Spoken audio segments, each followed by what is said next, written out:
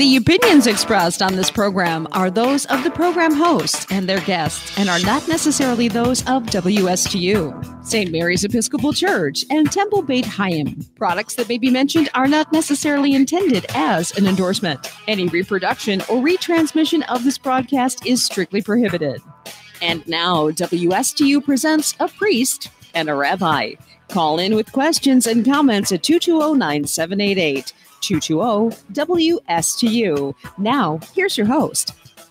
Hey. It's your favorite priest and a rabbi coming back at you at Stuart, Florida. We are on WSTU 1450, as you know. This is Father Christian Anderson from St. Mary's Episcopal Church, and I am joined by the wonderful, adventurous, and also the man whose favorite movie is The Notebook, Rabbi Durbin. He loves long walks on the beach. His favorite color is purple, and he takes good care of his children. So he is a man that we all aspire to be. Good morning, my friend. How are you? I am wonderful. How are you, sir? I'm doing well. I'm excited. Today we got an awesome show. Part of the reason is I think we got our biggest guest to date. I mean, all of our guests have been wonderful, but today we got a wonderful guest who's going to be joining us because you and I have been talking about marriage. We've been talking about the state of organized religion in the United States of America, and we're bringing on a special guest, Father Alberto Coutier, who has written books related to a lot of these topics, who's had his own experience from unique experiences in regards to marriage. And so I'm excited. And I remember you and I just the other day were getting our photo, we had a photo shoot over at Gilbert's Cafe, and we're sitting there and we're all dressed up in our nines. You had your prayer shawl, you had your kippah. Did I pronounce that correctly? You did. Okay, good. Impressed. Thank you. That would have been a major faux pas It would have. in our relationship. At this point in our relationship, that would have been Well, bad. you'd have 16 million Jews that would call you and complain. Well, at least we get some phone callers, so that'd be That good. is true. That'd be good. 772-220-9788, by the way. So we're there, and all these people are taking pictures of us. We had a photographer whose flashes are going. Then other people are curious, like, what's going on? And they're coming over, and some people are like videoing on their phone, and they're all curious about. Well, it's great outreach. It was great outreach. Yes, it was a photography evangelism, because people are like, who are these guys? Where are they from? Well, I mean, the interesting thing there is, although people can think, who are these people, you are considerably more visible than I am. Because I'm 6'6". And the color. Oh, right. But you had your prayer shawl and your kippah as well. So True. you were visible as well. I was fairly visible. Yes. So we're in there, and then we took pictures where we had like coffees in our hand, and then at one point we thought we'd get a real risky, and we actually had 2 beers in our hand as well, because we are doing this for our podcast. This will all be moving to a podcast quite soon, maybe within the next week, called A Priest and a Rabbi. So you'll be able to find that on iTunes. But we need a good photo for it. So we had the wonderful photography skills of one of our members, Steve Rosansky, who just availed his time and his expertise and was just wonderful throughout the whole process. Yeah, it was. He was just fantastic. He sent us the pictures this morning. So stay tuned for on iTunes and probably Stitcher and other places where you can get a podcast. Look for A Priest and a Rabbi, where a lot of these shows will be moved to there, and so we can make this available to anyone, not just those who are in this radius or tune in by going out to the website of WSTU. So today, to take on these topics of relationships, of marriage, of celibacy, and the state of organized religion, and we'll probably be focusing most on really the church and the synagogue in America in the 21st century. We'll have Padre Alberto Coutier joining us. He is the rector of St. Benedict's Episcopal Church down the Diocese of Southeast Florida.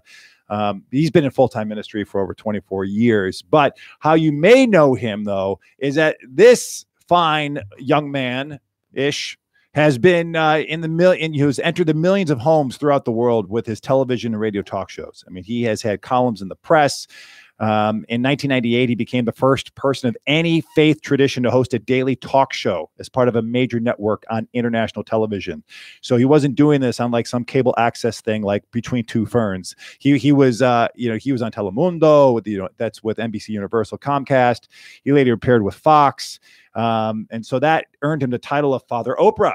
Father Oprah. Or Padre Oprah. And those would be the headlines, and you would see on New York Times and Newsweek. And he started a variety of other shows as well, including an English talk show in 2011 in New York City. The city's so nice, they named it twice. He gets picked up, and they bring him on CNN and other places where he talks about controversial topics like justice, faith, and religion, of course. At one point, this dude was the CEO and general director of PAX Catholic Communications. So that is huge. I mean, that's from 2001 to 2009, while being a full-time priest. So at that point, he was a Catholic priest. And then he had a huge transition in his life.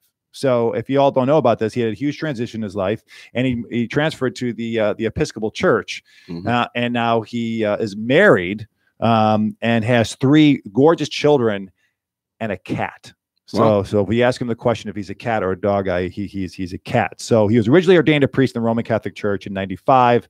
But then in 2009, he became a member of the Episcopal Church, which is the denomination that I'm a part of as well. So he's also the author of 3 books, working on a 4th. And today we'll really be like looking at some of the books, most especially the one, Real Life, Real Love, which is more of a self-help book on relationships, maybe referencing Dilemma, which came out in 2012. That's his personal memoir about what that was like to move from the Catholic Church to the Episcopal Church and get married and have children. And then Talking God in 2016, how it's his research on the 21st century church, how it communicates with the digital age, which I think has always spiked our interest here. So without further ado, can we please bring on, we got him on the phone because he's so hard to get because he's all over the world and touring all over places. We got Padre Alberto Coutier. Bienvenidos to the show, my brother. Good morning. It's so great to be with you guys. It's exciting to hear all that stuff. I just hope that after you did all of that, people won't be disappointed with what they're actually going to get. It's just me. It's just Father Albert. You're talking about touring all over the world. It's funny, yeah, touring all over plantation between nursing homes and hospitals and visiting people and taking care of everything that's happening here. But yeah, it is exciting work. Yeah, you're down in Plantation, and you have a really healthy church, a very thriving church, and one that I have to say that one that I really respected tremendously is that it's an extremely diverse church. One that I think a lot of churches around America would I don't want to say be envious, but would love to be able to create that. And I know we work at that at St. Mary's. How do we create more of a welcoming environment where you have so many different cultures and ethnicities and races feeling welcome to worship openly together? And you have done an incredible job of continuing and creating that environment for you all. Yeah, we have a banner hanging on our church. On one of our church walls there as you come into the sanctuary, and it gives you kind of a rundown of that. We've got little flags. I don't know if they're like, 4 by 6. So they're small flags. There's 55 different countries represented every time we come together for worship. It's beautiful. Oh, wow. So it's amazing. Yeah. Yeah, that is, it's truly the kingdom of God. And as I've once heard someone say, it's what heaven will look like. So it's just a beautiful thing. And thank you for inspiring us all to be able to create that in our own churches and synagogues. So, well, listen, my brother and father, you have, last week, the rabbi and I were talking about relationships. We were talking about a lot about marriage and what it's like to be a cleric, to be clergy in the room where you're working in a premarital context with these folks. And we're curious, that you've had 2 different perspectives of how you've approached this. When you were a Catholic priest, you were obviously practicing celibacy. You were not married, and then you were working with couples young and old. And then later on, of course, as you became an Episcopal priest, you were married with 3 kids. So how is that? Has your perspective changed of how you approach to really lead people towards a lifelong, everlasting marriage under God's love? It's interesting. For about 15 years as a Roman Catholic priest, I was very young when I was ordained. I was 25. So imagine when I first became a priest, a lot of the couples that came to me to get married were older than me. Yeah. So I talked to them, and of course, you give them the basic speech. After a while, you realize that there's only so much you can do as a rabbi, as a priest, as a religious leader. A lot of couples today need what I consider to be professional premarital counseling. And in almost every situation I've been in since early in my priesthood, I've always sent couples to get some kind of professional premarital counseling. You know, whether it's provided by their insurance or not, or sometimes it's a matter of having trained couples, married couples in your parish or synagogue that could offer this to couples. They need to talk about basic things. And at the beginning, you know, you obviously you come out of seminary, you think you've got all the answers, you know. In the Christian world, Rabbi, we call this a Jesus complex. You know, we think we're going to save the world, you know. so we come out, you know, you come out of seminary thinking, oh, I can take care of all this, but you really can't. Mm-hmm. There's only so much you can offer. So what I've always done is I've always relied on couples. And even now here at St. Benedict, we have a great marriage ministry where we have couples that are trained to basically meet with the couples and talk with them. Certainly the perspective is very different when you are a celibate priest and you're kind of, you know, looking at the couples around you and how they live their marriage. You know, the first one's obviously your own parents and grandparents. I was very blessed to come from three, what I would consider to be excellent marriages. My paternal grandparents were married 54 years before my grandmother died. And on my mom's side, they were married 58 years. Wow. My parents were married, happily married until my father died of cancer rather young, but they were married over 30 years. So all of the couples that were closest to me lived what I consider to be long-term stable marriages, which is not what our society is experiencing today. Great majority of our kids grow up either in divorce homes, or many of them are the result of situations where marriages haven't been so healthy, so good. And so obviously these are the young people who come to us and they want to know, how do I do this? So yes, as a celibate priest, I had my own ideals as to what marriage was.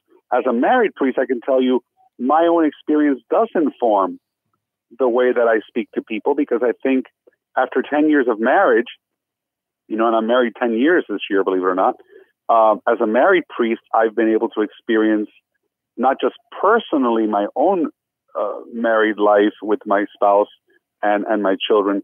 I've been able to experience the stress that happens, you know, when you are in a committed married relationship and your goal is to try to always make the other person you know, happy, and to be able to do everything you can to bring that stability and that joy to everyday living as a married person. So yes, I do think there's different perspectives, and it does inform you.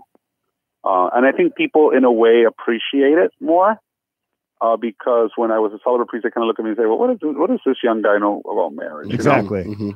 You can talk about your relationship with God. And obviously that's one thing that I don't think people realize. Celibate priests are very good marriage counselors. Don't get me wrong. And why is that? Why is that? Good. Well, because they talk about a basic fundamental human relationship. You know, as a celibate priest, you know, the whole focus of celibacy is that you are in a relationship, that you are giving yourself exclusively to God, and that relationship is a lifelong commitment. And obviously, you know, when you're able to do that and talk about that, there's some relationship to marriage. There's no doubt about that, the covenant of marriage and the whole idea of the promise of celibacy. But, you know, at the end of the day, the reason I guess I wrote my first book, for Real Life, Real Love, was because I realized as a priest, people needed to know that it's much easier to get along with God than it is to get along with other human beings. You know, relationships with God. I mean, God loves us unconditionally, regardless of what tradition you come from, whether you're a Jew or a Christian or a Muslim or any other faith tradition. We pretty much agree that God loves us and that God's love is unconditional to us. The problem is, how do we relate to each other when love is not so unconditional, when there are, you know, personalities and conflicts and different ways of perceiving reality? And so I discovered early on that people came to me not about their relationship issues with God, and not even about their spirituality issues. People came to me about their human relationships. And that's why almost immediately in my talk show world work, whether it was on TV or radio or in the press, advice columns that I wrote 6 days a week, I can tell you all of the stuff that I dealt with, 80% of it had to do with human relationships. And a lot of it with romantic or marriage or issues of, should I get married to this person or not? Or should I stay married to this person or not? All of those issues is what I dealt with the most. And did you find as a Catholic priest that your work through marriage counseling was semi-limited? I think it's always limited. I think it still is now. I think the problem is that people don't come to you for your personal experience, to tell you the truth. Mm-hmm. People come to you because they need a fix, especially in our society today. As you know, everything is quick fix. Mm-hmm. You know, people don't want to wait for an oil change. People go to the place where they get it express. You know, everything is express. And so, through the transition from being a celibate Catholic priest to an Episcopal priest, just the wealth of information and experience that you bring of, you know, working through a relationship, being of that mindset of being able to further counsel, or, you know, I mean, as clergy, it's not that I give advice to I mean, certainly we do give advice, but, you know, not to say this is the way of a healthy relationship, but have you considered this, that, or the other based on your own sense of, you know, relationship challenges or successes? There's no doubt that the wealth of information and the wealth of knowledge that you acquire from actually experiencing, you know, living in a marriage day in and day out is invaluable. And so I don't think any seminary or even any, to tell you the truth, any hardcore psychology courses or anything or counseling courses can give you the skills or the complete know-how of how you deal with couples when they come to you. I think every couple is different. I think every relationship is different. Mm-hmm. And when people ask, you know, well, what do you do, Father, whatever, I always try to, I think that there's a boundary.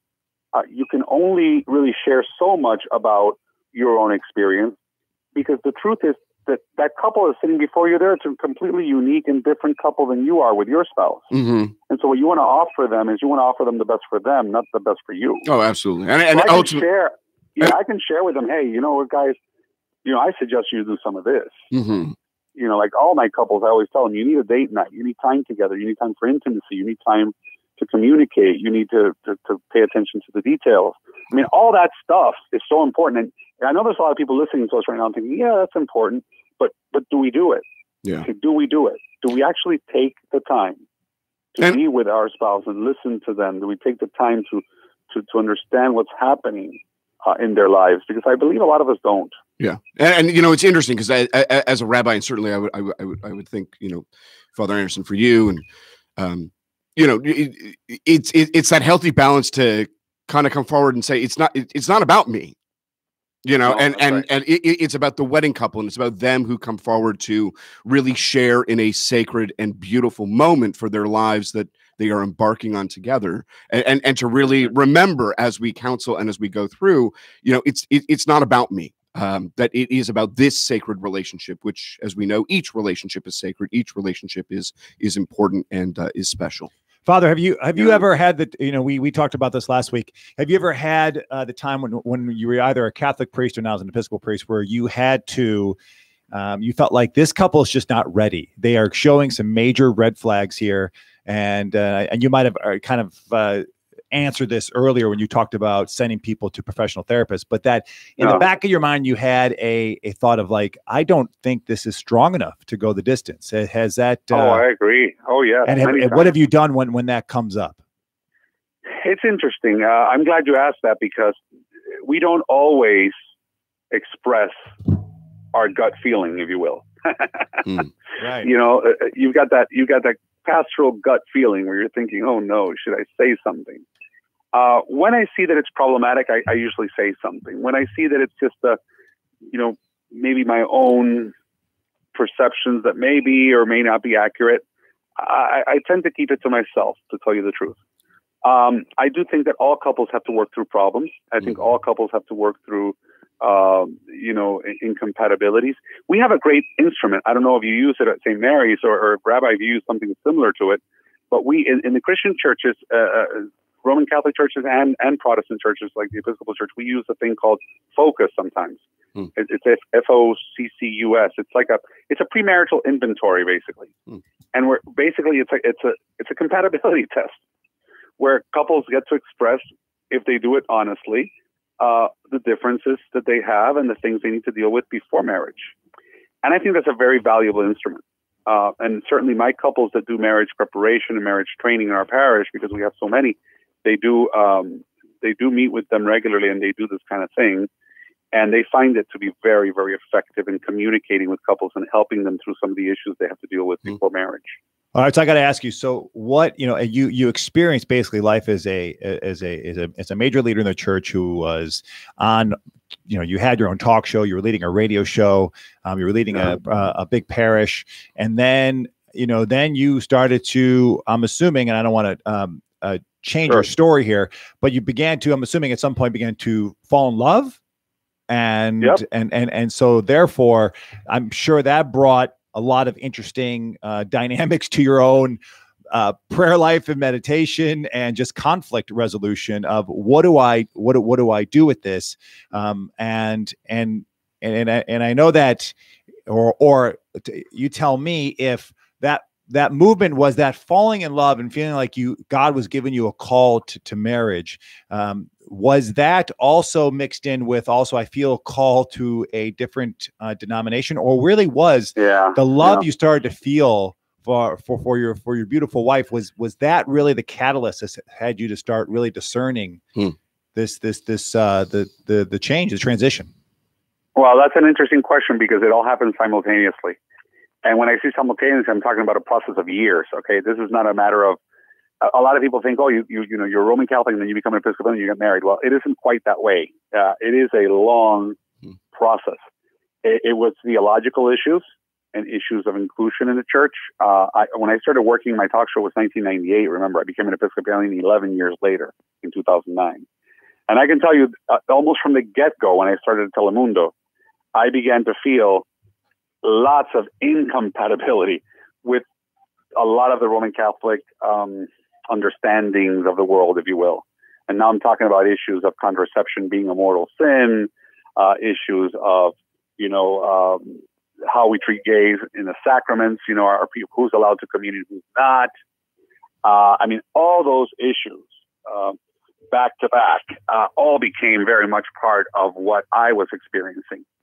And of course, then in the process of all of that, human sexuality issues, how do we perceive the gift of sexuality and is it something that is reserved, only to, people that are non-clerics, for example, in the case of the Roman Catholic Church, well, priests, cannot even have the experience of being romantically involved or in marriage. So a lot of that was, for me, it became like, what's going on? And I don't think that people realize this because obviously my case was so public, but 120,000 or more, actually I would say more now, this was 10 years ago, 120,000 Roman Catholic priests have left to marry. Wow. Oh, wow. Significant numbers of them have exercised their ministries in other denominations. Some have just, lived the rest of their lives as lay people, basically, saying, well, since I can't function as a cleric in my church, I will just stay here and act like a lay person. So that was not an option for me because I felt very connected from a very, very early age in my life to people of other denominations and traditions. So I never felt like the Episcopal Church was so foreign to me. I had friends that were Presbyterian pastors, for example. I had friends that were Methodists. I had friends that were in Lutherans, friends that were many different denominations. And I always considered them to be my colleagues in ministry. So to me, the transition to the Episcopal Church was a natural one. It wasn't like, oh, this is like this huge, big, change in my life. We have the same sacramental system. We have pretty much the same day-to-day job description. My job has not changed from what I did as a Roman Catholic priest. Basically, I do the same exact things. Was it was it a painful transition or a smooth transition? Was it one that you had said to yourself almost, I don't want to say as a crisis of faith, but as I'm challenged by certain, elements beyond my control. Was it a painful transition for you personally? I don't think it was painful. I think it was a change of culture. Let me give you an example. You grow up in a club. You grow up in a family, in a group of people who kind of know each other, and you become part of a group, and then that group is a strong group, and that's what I think happens in the Roman Catholic Church.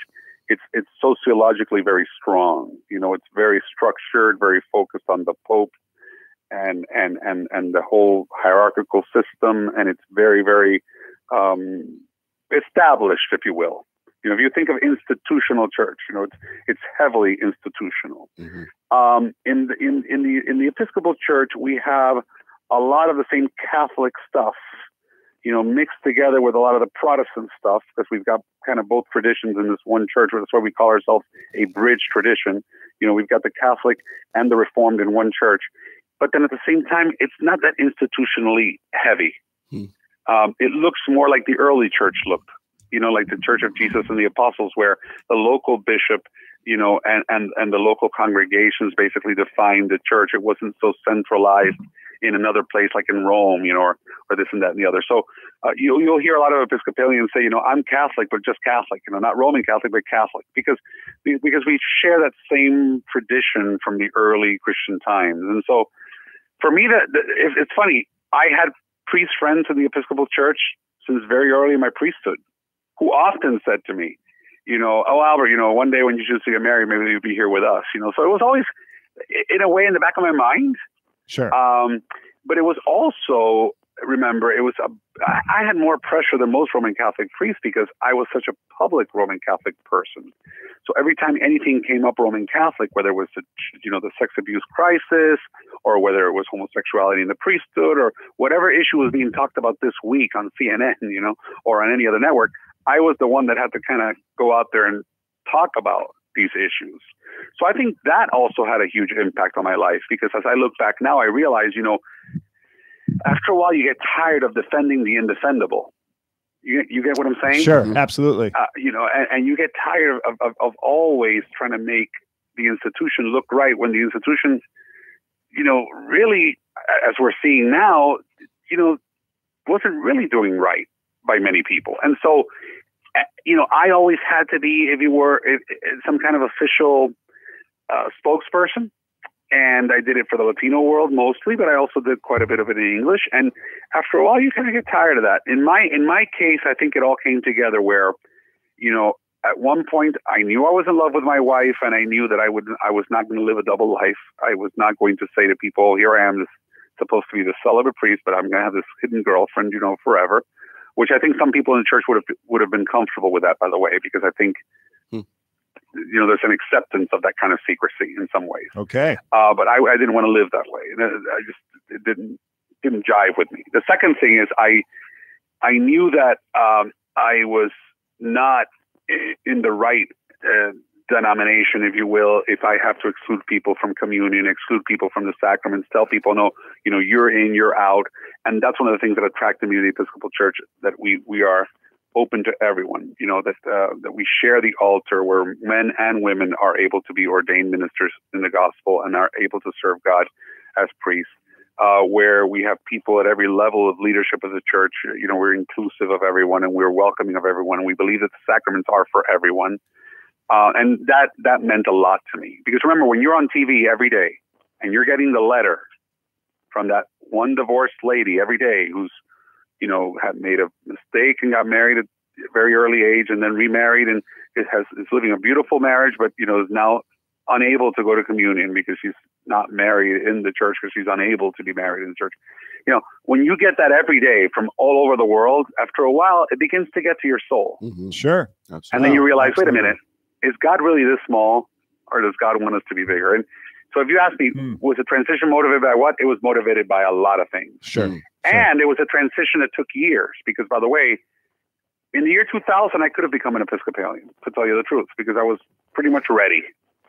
But with all of the pressure and everything going on with having to save face for the institution that I belong to, it was very hard for me to say, hey, I got to get out of here. Maybe if I look back, maybe I should have, but I can tell you that God's time is always perfect, and I don't have a single regret. I think that everything happens for a reason, the way things happened, the way it was revealed that I had a girlfriend, by the way, was paparazzi following us on the beach one day, and those pictures were revealed, and then I basically had to tell everyone, hey, yeah, guess what? It's true. The priest is in love, and I'm moving on, and, I apologize if I've offended you, but, this is something I've been going through personally. I mean, my confessor knew, my spiritual director knew, the people closest to me knew that I was in that transition.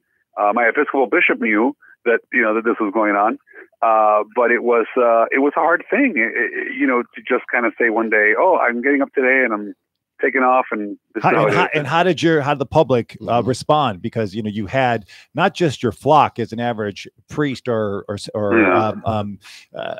rabbi would have to respond to. You had an international audience to respond to. Global village, global village. And so once that hit the papers and the paparazzi got a hold of that, what was that response like, and how did you deal with that? Especially your wife as well. How did you all kind of just like hunker down and be resilient enough to take whatever came your way?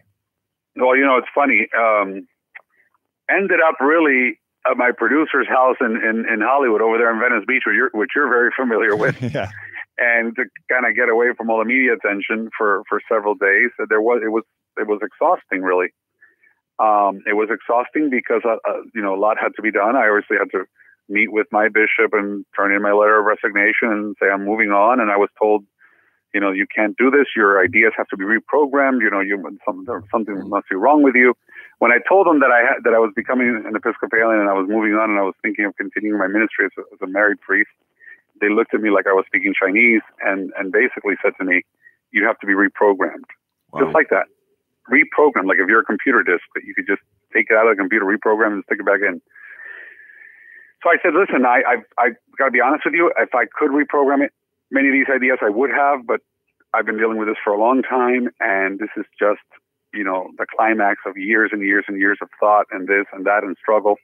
And I said, and I thank you all and I love you and I have nothing against you, but this is where I feel God is calling me. That was the hardest part. That was the hardest part because you're basically telling your superiors and the people that have been, your colleagues and coworkers, and well, I can't stay here. I need to move on. Yeah. And when they don't understand it or they can't accept it, there's a lot of tension in that. But I've got to tell you, I felt a great freedom when I made the decision.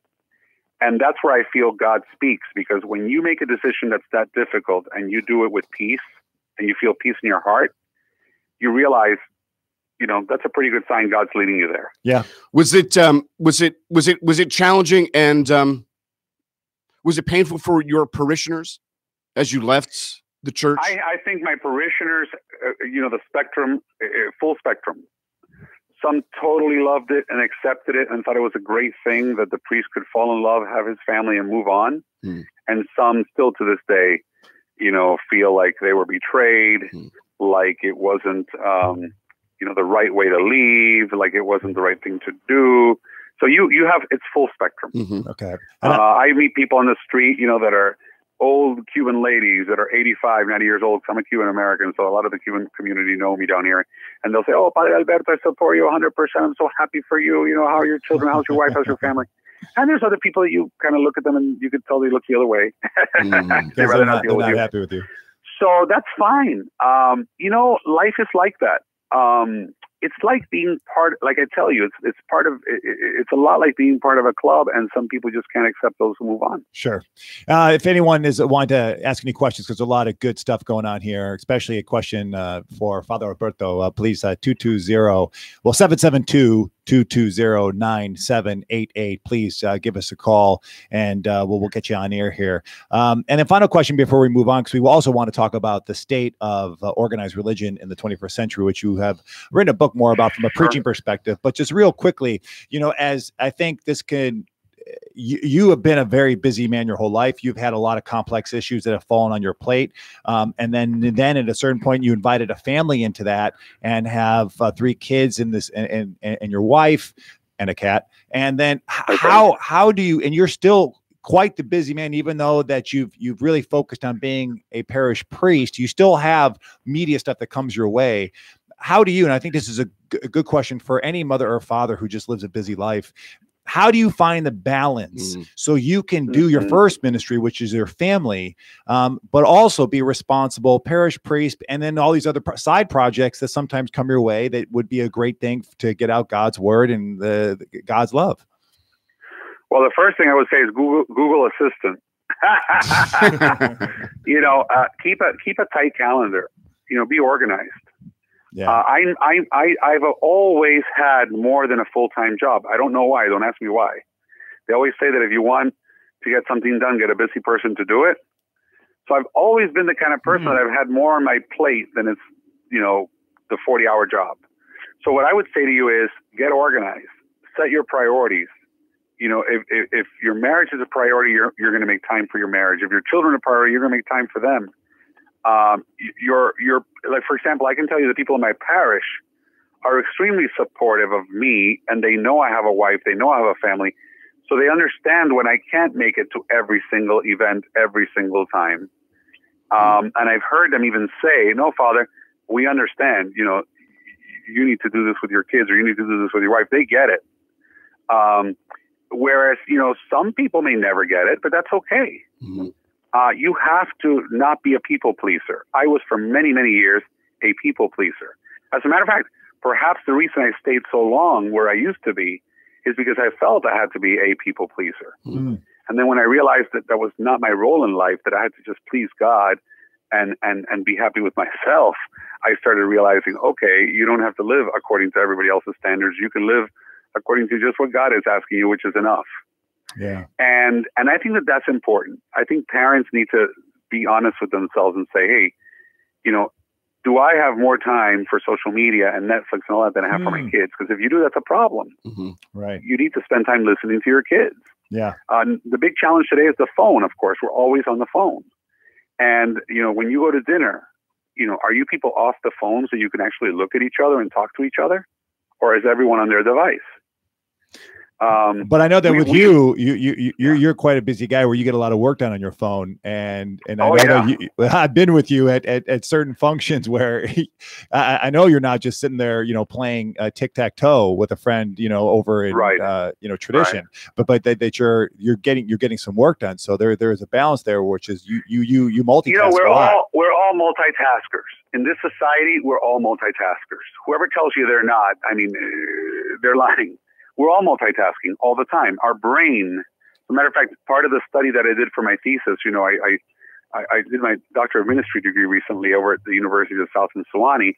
And one of the things I focused on is the results that you see there in that book, Talking God.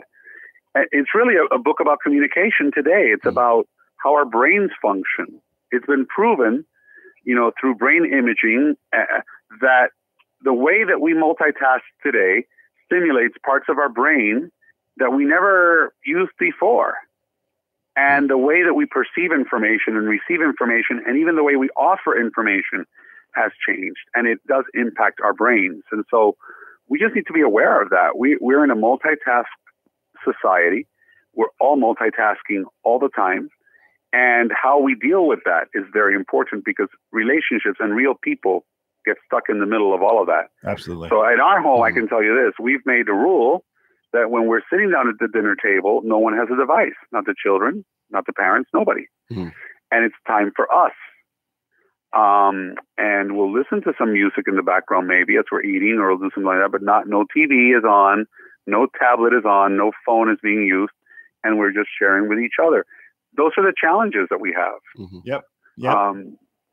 Well, now, I don't like, for example, and I don't know if this happens to the rabbi in the synagogue, but I don't like people saying, "Oh, when you come into the church or you come into the synagogue, where turn off your cell phones and turn."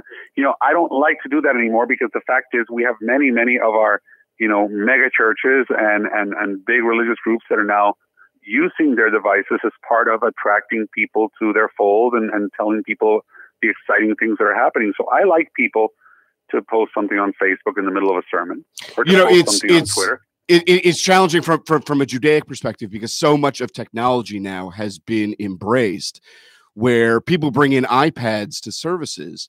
To the average person, it may look as if you're on social media, whereas what you're actually doing is accessing the prayer book that happens to be on the iPad.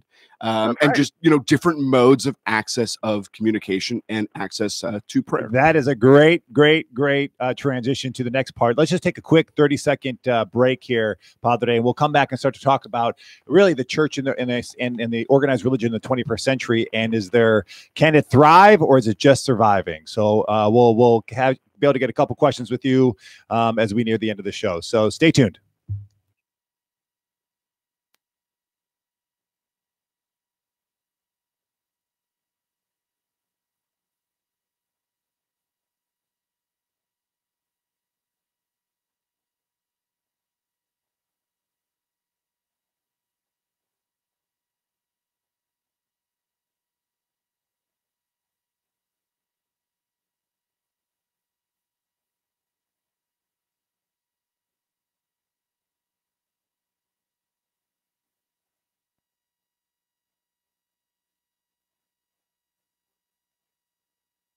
Hey everyone, it's Father Christian. I want to invite you to a brand new YouTube channel that I have started called Your Favorite Christian. It's on YouTube. Go in there, check it out, subscribe. I release a new vlog every single Monday. It's following around the adventures of a wacky priest and getting into the community and learning new things and talking about everything from relationships to pop culture to major acts of faith. So come join us or come join me on Your Favorite Christian on YouTube.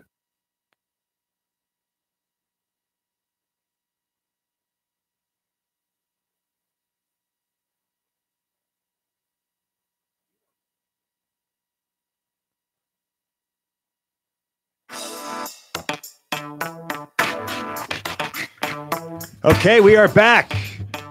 It's the rabbi and a priest, or a priest and a rabbi. Yes, and today we got a second priest, Padre Alberto Coutier, who has been a part of two denominations, the Roman Catholic Church and now the Episcopal Church here in the United States. And we spent the first part, or really 2/3 of the show, focusing on relationships and marriage and what it was like, really, for also Padre Alberto to be moving from a celibate life into a married life, and the differences there, and how does he use that in his ministry, those changes. But another focus that Padre Alberto has taken on in his writings, because before Real Life, Real Love was really more about relationships, and then Dilemma, which he wrote in 2012, was a personal memoir on that transition. But Talking God in 2016 touches about the 21st century, how the 21st century church communicates with the digital age, which I'm sure you could probably fit in the 21st century synagogue in there as well. But it's an interesting thing as well, because Ron Wolfson did a book a few years ago called Relational Judaism, and I think very, very similar, whether it be through the church or through the synagogue, that today's understanding and today's access through religious lines is all based on it's relational. It's based on relationships, whether it be relationships with God, relationships with human beings. Ultimately, all goes to the same source. So, Padre, and I just wanted to jump in here and just say, if you guys have any questions regarding this topic, please give us a call. We love color 772-220-9788. We are here at WSTU 1450 AM. Padre, this is a question that comes up all the time or whatever, is that, is the church in America, specifically in America, because we know the church and organized religion in other parts of the world is thriving. Is organized religion, and I'm sure the rabbi can speak upon from a synagogue perspective, but do you see organized religion in general in America surviving or thriving, and why is that? Yeah, I think it's interesting. When you talk to people, they tell you that the average Sunday attendance at any church in the country, regardless of denomination, is 70 people. Now, obviously, that includes the rural areas where there are smaller country churches. That includes the large cities where there are big parishes, So when you look at the average being 70, it tells you that there's a significant number of people in our culture, in our society, that are not connecting with their house of worship. They're just not there. So you look at whether it's Judaism or Christianity, how many people worship on a regular basis. And our roles are large, but then the number of people that actually show up is much smaller. So I would say to you that, is it surviving? I think in some places it's thriving, where there's creativity, where there are things being done to attract the younger generation, where there are children and youth programs, where there are things that are really working, where there's outreach and people are involved in helping the poor or helping those in need. Obviously, in those places, the church will thrive. But in places where we're just doing same old, I'm not sure what we can do, because I can tell you this. There's an old axiom that I've always thought about when it comes to church and synagogue and people practicing their faith. I always say, if we keep doing what we're doing, we're going to keep getting what we're getting. Mm. And I really do believe that. I do believe that we have not looked at the 21st century with any real seriousness when it comes to church, because we think, we've always done it this way. We've always done it this way. Well, yeah, I mean, there's some things that we'll always do a certain way, but there's no doubt that the 21st century believer, regardless of tradition, is going to require some a different approach. And I do believe that unless we embrace that approach, we are we're in an uphill battle that we may just not be able to win. And I'm sure that answer of what that approach is changes no matter what context you're in. It depends if you're in Western Kentucky or if you're in New York City, that answer is going to look differently. But if we, a lot of times I could just speak from a denominational perspective, and Rabbi, you as well, is that a lot of it, we have this sacred tradition that we keep on doing what we do. But we're trying to, at the same time, be open and innovative and creative. And there's a tension within the church and the synagogue, I would assume, itself, that some people are like, no, this is who we are. This is what we do. Why would we want to change that? It's interesting judaically, especially from a reform perspective, that the reform movement, many years ago, kind of had that same transition of no longer were we going to the rabbis of these communities to say, what is it that your community needs? And we shifted from a very rabbinic-centered model towards a congregational model, actually going into the communities, into our synagogues, and saying to our membership, what is it that we are providing that is great, and what can we enhance and improve on, and really listening to our communities rather than the rabbis who are there as obviously, that notion of being the spokesperson for the synagogue, but really looking deeper into the community as to what's working, what's not working, how can we improve, and what can we do dynamically that is different. Yeah. Padre, would you agree with that? That sometimes, I think that sometimes if I'm going to criticize my own denomination, is that sometimes we were talking this yesterday on the phone call that we had with you about liturgy, about it's the work of the people, and oftentimes that we're the work of the people, though, is that we're just listening to maybe our own congregants as opposed to what are the people outside who I don't think are all atheists, but are seeking a relationship with the higher power. What do they want and seek? And how can we begin to, I don't see it to transform ourselves, but what do we do to help them, to invite them or to meet them where they're at? Because they're seeking a relationship with God, and that the church is supposed to be facilitating and helping that. Would you agree with that? Yeah, well, this is what I hear. I want to be spiritual, but not necessarily religious, or I'm spiritual, but not religious. Well, at the end of the day, let's think about it. You look at any faith leader of any tradition, whether it's Gandhi or Martin Luther King or Mother Teresa of Calcutta, all of them were closely associated to their religious tradition. None of them worked as independent spiritual agents. None of them. Huh. So I say to you, while we all would like to think of ourselves as being more spiritual than religious, the fact is we are religious. We have a religious tradition, a background that we should not reject.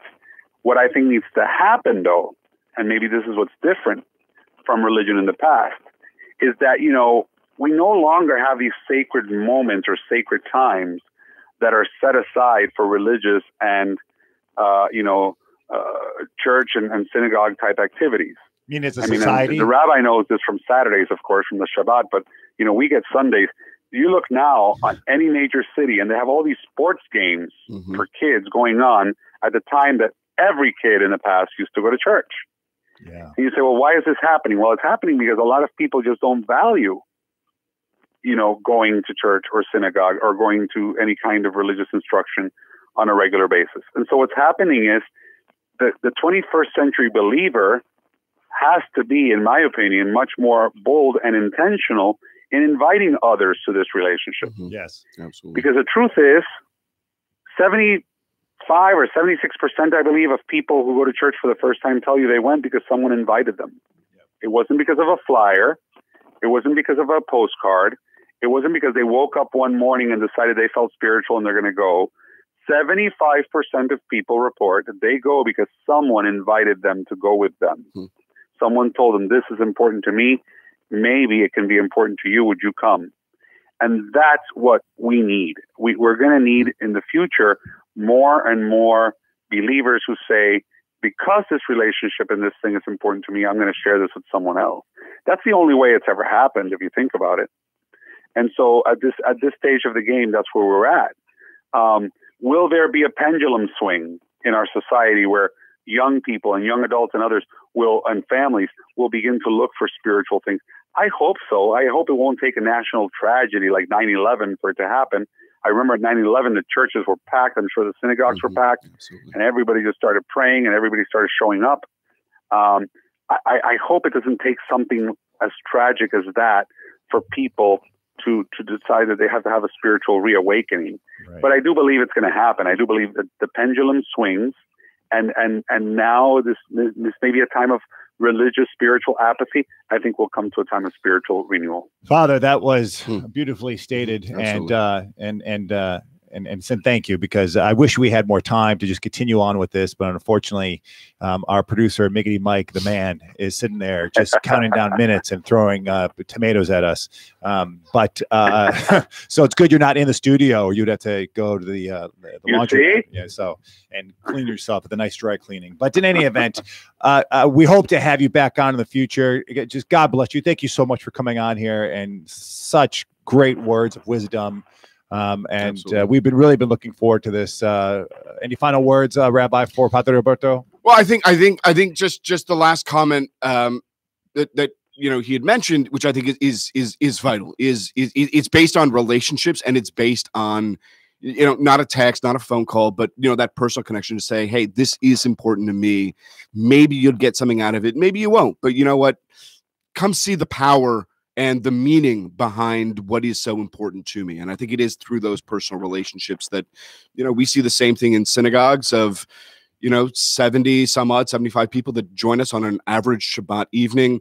What can we do to encourage more? It's through those personal relationships. Well, God bless you, Padre Alberto. Have a beautiful, I think today might be your Sabbath. So thank you for being with us today, and have a blessed Eucharist on Sunday with your wonderful congregation. And we will talk to you soon. And Rabbi, Shabbat Shalom to you. Thank you. And I wish you guys all the best. This is a wonderful program. I hope a lot of people can come together in our society like this, beyond faith tradition, and just talk about important matters, because that's what we need.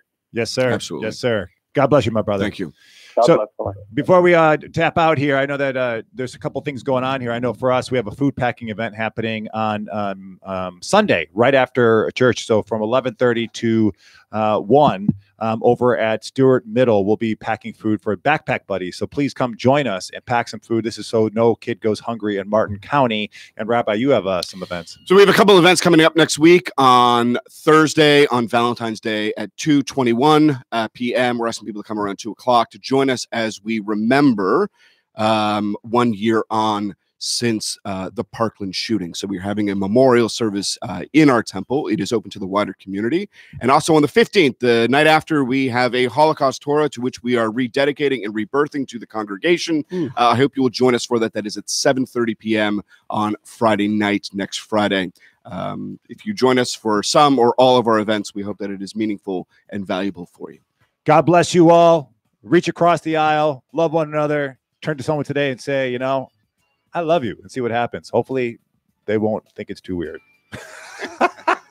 God bless you all. Share the love of God, and we'll see you next Friday at 9 a.m.